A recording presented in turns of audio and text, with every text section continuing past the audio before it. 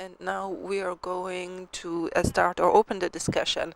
So the questions sort of try to define the problem, and part of it also tackles the solution. So I would like to start by defining or giving definition for the problem. So I'm going to give everybody the microphone. We can go by question or give everybody opportunity to speak about the points that are interesting to them. Could we start by as you like? I just want to start with something very important by defining. We had a definition and then work on it. The definition is wrong. It is not a matter of question or balloon. What is a balloon? What is a bubble? That is not important. It is something that could explode and take the sector to deteriorate or the whole industry. This is the catastrophe that might happen. But I want to give another definition. I'm not trying to say that everything is wonderful, but there is a recession. I'm talking about the recession in the market. What does it mean? It leads to the results of stagnant prices or a very low increase, and sometimes this market corrects itself and then it revives again. We cannot look into the future unless we study it. We study Japan and China, Venezuela and Guatemala, but we need to study our own history. I'm going to look into very quick points. The last 30 years, what was the state doing before? From 88 to 98, there was a strong revival, despite the inflation in the value of the Egyptian pound. And then there came a recession. I, at the time, was working in the market, and there was a similar discussion. There were the explosion, the deterioration, the prices, and we're talking about 500 pounds, etc. So in this time, during that time, there was a recession. The prices stagnated, and yearly increases that were not very high. And there are no deteriorations or no downfalls in Egypt, and I'm going to explain why. There was a floating of the of the currency, and I remind you of the black market rates until there was came the first floating. and and this was controlled by the government. So from 3.5 to 7 pounds to the dollar, and then in 2008 there was a huge shift in the market. And when there's a recession, there's also a revival, and this makes up for the stagnant prices, and with the stagnant or the stabilization of the Egyptian pound at 5 something, there was an experiment done in the market. In order to find out if somebody is healthy or not, you have to see if how quickly somebody can fall. So the first time it was during the first financial crisis in around 2009, there was a whole deterioration or a downfall on the prices, or the real estate suffered a decrease of 30%. What happened in Egypt? Only a small recession. So all over the world there was a crisis, only not yet not in Egypt. So yes, we were impacted, but not very strongly. So, and then in 2010 there was a revival. The global market was being revived, and then suddenly we had some 2011 to 2011, 2012. Anything that had happened, had this happened in any other country, there would have been a downfall to a complete shutdown. But what we saw was only a recession, which is stagnant prices and a calm market. into 2014, there was a sense of political stability, which is very important, and later on there was a resuscitation of the market again, and once more. Uh,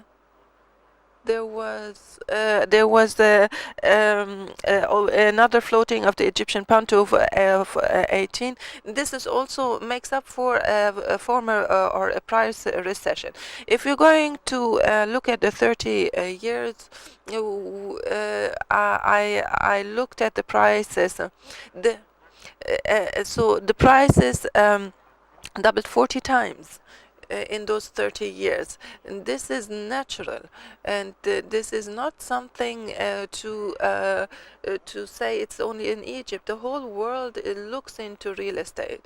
US, London, Paris, there is not one country that is not looking to real estate. It is one.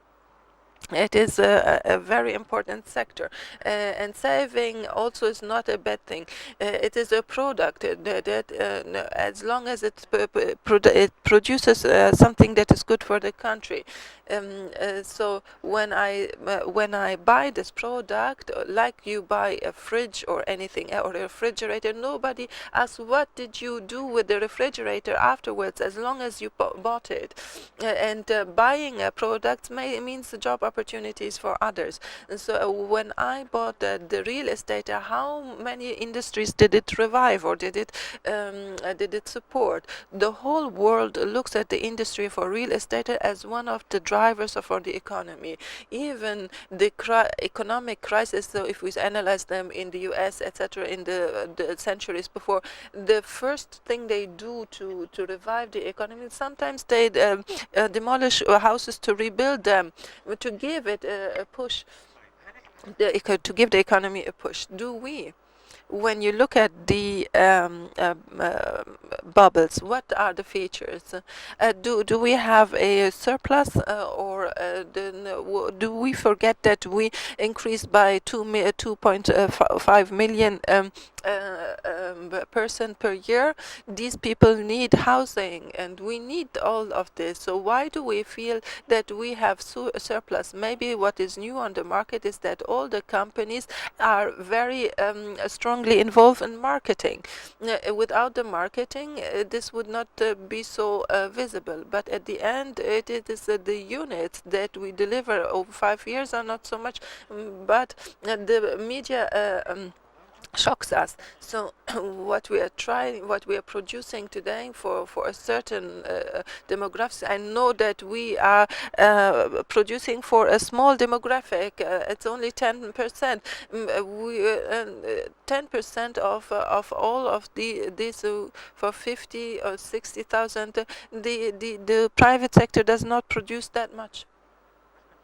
What we need, we continue to need, and I'm not trying to say that it is everything is great.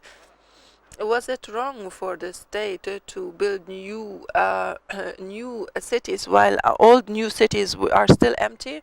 We learned, and I studied architecture, that cities grow like small children. You cannot bring a baby and nurture it and say that it will grow quicker if I give it more food. So today what happens is that the old cities, they did not realize their goal, but you didn't understand. We cannot build a city with a certain in a certain amount of years and say that the following will happen. 10, 20 years. As a state, I try to revive or make some dynamics. I cannot say in 5 years 1 million people will be living here. Without these new cities, we would, if we did not have planned in advance, the people would not have taken steps either. These new cities, are they right? We have to look that we are living on 7% of the total lands of Egypt.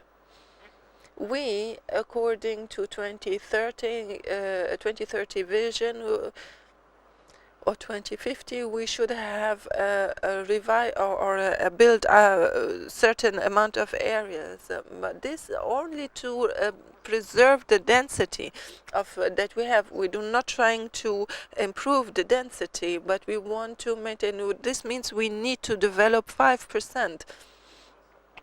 This means that we have to make viable areas of over of 400 million faddans, and looking into how much of it's going to be residential. This means that we have that this can be done in 20, 30 years. This means that we need 15 to 20 new capitals. And is this correct? Yes, it is the correct path, because this is the first time in Egypt for us to diagnose our economic ailments correctly. All these years we've been living on 7% of the land. So we are trying to improve education and health, but with these growth rates, we cannot. We have to have new areas for better schools and better factories. I'm not going to continue talking or solutions. Yes, maybe we are going through a recession, but not a bubble. My final word.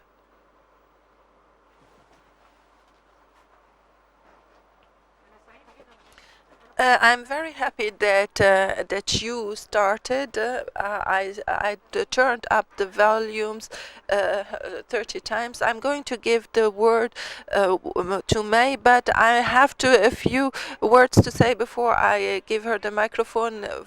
The stabilization of prices, and this is not the issue. I have a real estate market. I have demands as a citizen in the distorted picture. I have to look at the point that not everybody has housing. Saving in real estate, but I have to also be able to sell it, not to save it. If I cannot sell it, there's no point. And the point with the baby, it's not anemic,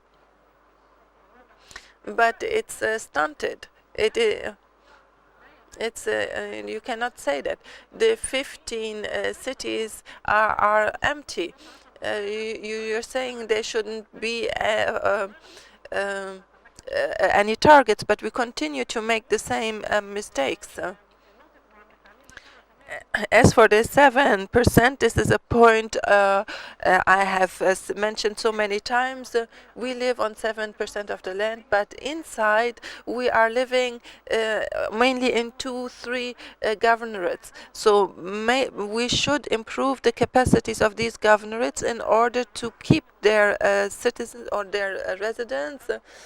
And the services concerns electricity and water, etc., and it will be very different.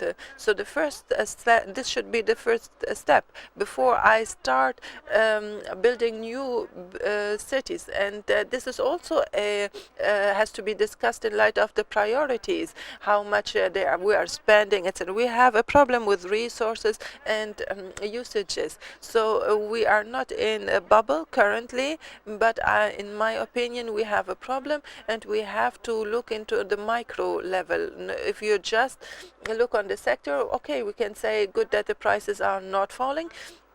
So now we had one extreme, and now we are going to give you the other extreme. Let's go, May. I support both of your points of views. Of course, I agree with Dr. Abdel on some points, and also with Hisham on some other points, in order to be fair or Are we in a bubble or not?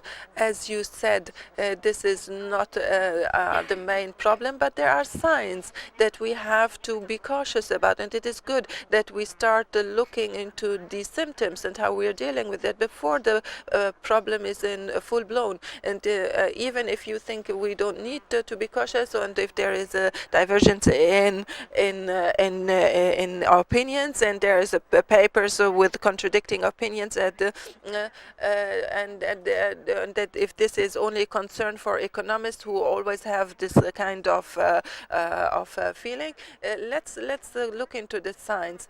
Is there demand for real estate? We have no clear study on this. Yes, there are some estimates that the World Bank has a number. The marriages of 1 million per year. There are clear distortions. Some units are empty, so we need to be demand driven and have studies on what we are building. Of course, demand in with the incomes 80 of 85% are mostly on economic housing or social housing according to their income. And as you said, maybe the luxurious housings in the upper class, this is they have a loud voice in the media, but they are not really very big. The bulk is mostly for economic housing. What are we doing in this regard? What has been done in the past? We used to build units that would stay empty.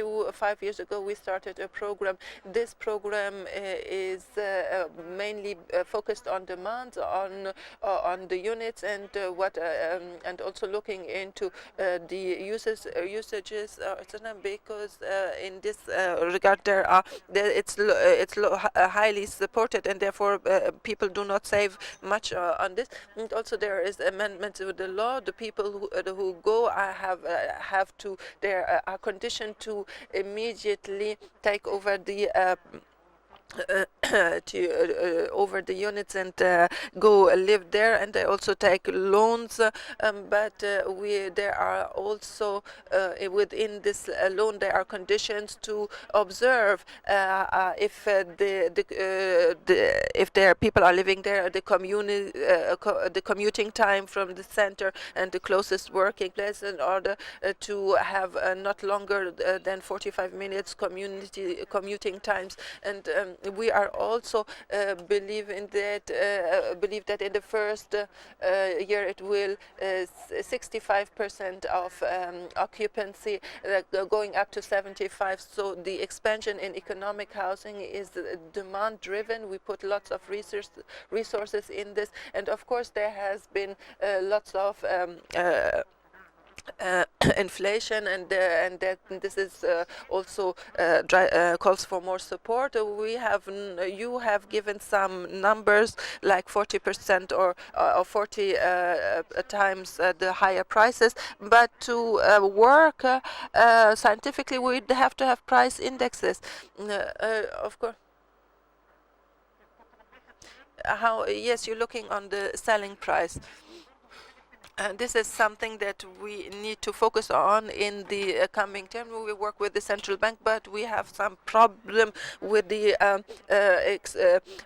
information collection. Developers do not like to give out, and also the transactions, and to track the prices. And the primary selling prices are only noted, and so we're facing some problems in this regard.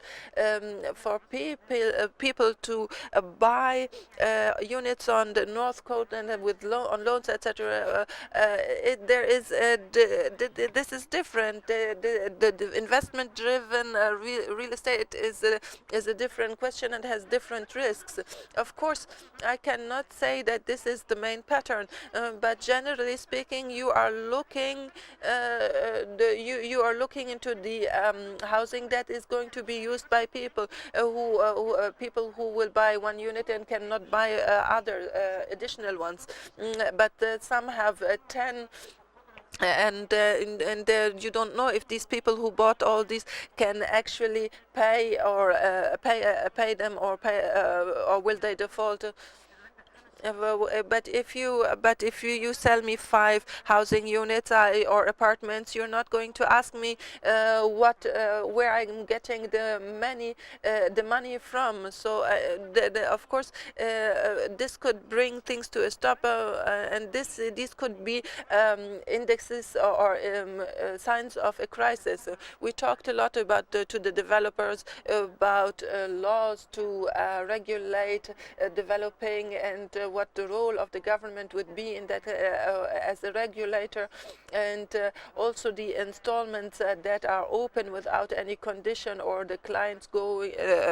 Of course, there are some respectable developers with good projects, but some are not. So this is something that I also believe that we should have to work on. We in the parliament we talked about a law and it has been postponed, but I believe this we have to look into this, and this could be the reasons why the central bank is so cautious in lending to this sector. We have many discussions with them and we are trying to convince them to relax the terms a bit to loans for real estate in light of your complaints also since 2003 and the project finance problems with because the developers are not regulating, have no regulation concerning this. So like everybody, we have to have risk accounts, we have to observe the progress, etc.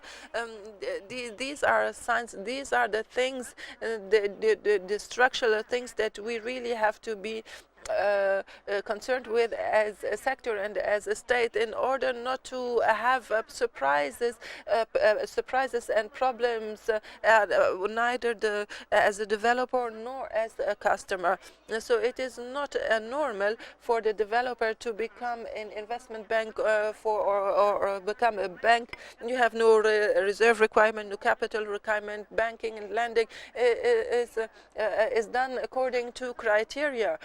So I believe that these are basics that we have to take into consideration.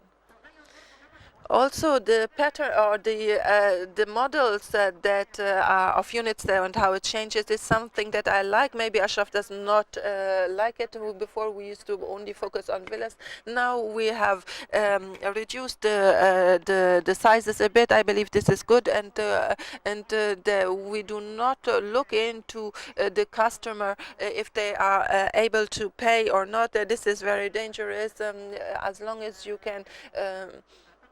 I believe that I believe we have to have mechanism to loan in or to look into project financing. We're not opposing, but the installments on over 10 years means that you need to have project finance, and then you have to have the real estate loaning with the economic housing. I was a challenge, and today I have 17 billion in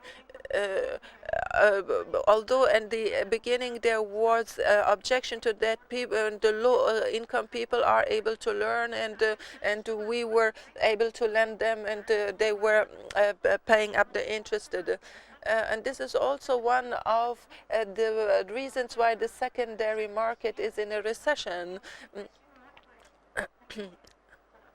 And the people take loans for 20 and 21% interest rate. I believe that developers should give this part to the banks. The title system is something that we are working on. We have to give it a push, and this is also something we'll discuss with Dr. Mustafa.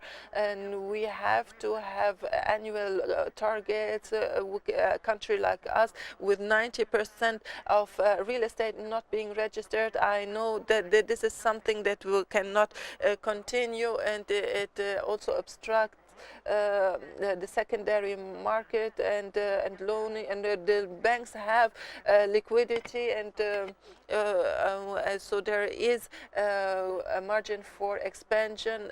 If it gets regulated, I believe then there will be no risk. I started this program, and for 4 years the default ratio is almost zero for 200,000 customers. So if I study my client and that they have the down payment, my 25% out of the pocket, and then on installment, of course, we have a special interest rate later on. I don't know if after all this week, after all the initiatives are ended, if we can continue on this rate, but we have a transitional rates until, and we will take it gradually until we can level with the prices that our friends from the IMF put restrictions with concern the initiatives, etc. But at the end, the interests will be supported by the Ministry of Finance, etc. And these are the macro conditions currently in order for us to continue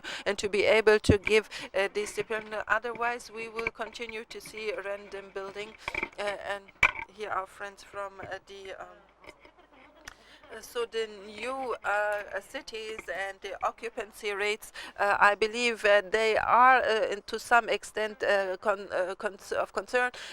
When we look into year after year, things are moving on. Maybe the time terms were not correct, but we need to expand. And also the old cities need to, not every, there are in the old cities, not everything is occupied. So around the Cairo, the housing bulk, economic housing bulk is around Cairo and Giza, because here is the economic power, and here people want to live here, and therefore we have to expand here. We have the new capital, Badr Shuru. This is the bulk of demands that we have, and I will end it here. Let me just say that people coming to Cairo to work in Cairo because opportunities are here. This means that we expand. Cairo is not the solution. We have to go create opportunities in the governorates. It's very easy to create opportunities there. Developers who work on the high class, the very small segment. We have to look into if the developers can also work on lower levels. Why does it have to be villas? Why do have it to be expensive? Economic housing, also according to a good banking system, is also in demand, and for reasonable prices within their capacities.